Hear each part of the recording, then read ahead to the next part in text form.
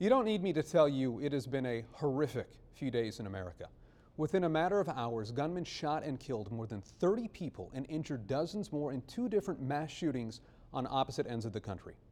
Now, as we always do, we will debate as a society what should happen next.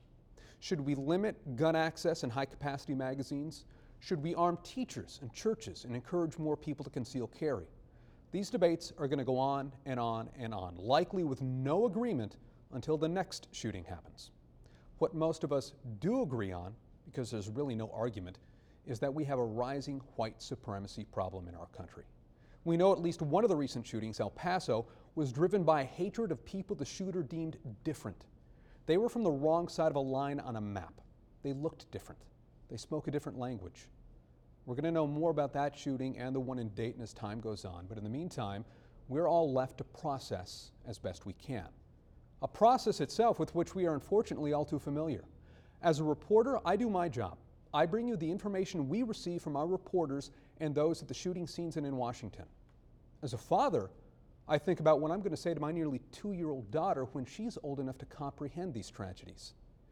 Today, however, she answered part of that question for me. Every morning before I go to work, my daughter and I do a whole lot of things together. We read a lot. And this morning, while I was admittedly thinking about the shootings, this is the first book she grabbed. Jesus Loves the Little Children. It's a book with the lyrics to the popular Christian children's song. Lyrics that include red, brown, yellow, black, and white, they are all precious in His sight. If you're a Christian, you probably already know these words. If you're Jewish, Muslim, Hindu, or any of the other modern faiths, I'm sure you have some kind of tenet in your holy books that says not to hate other people, especially just because they're different. Even if you're not religious, you at least know the golden rule of treating others how you want to be treated. It's basic, common decency. Basic. In a world of complex problems, seeking complex answers, my daughter's book provided me with a very basic lesson and something that I can do in the midst of all this rising race-based hate.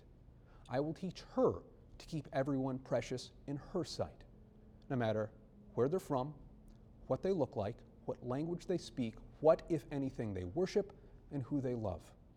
I will teach my daughter the lesson of which she reminded me this morning when she grabbed a book she wanted Daddy to read to her.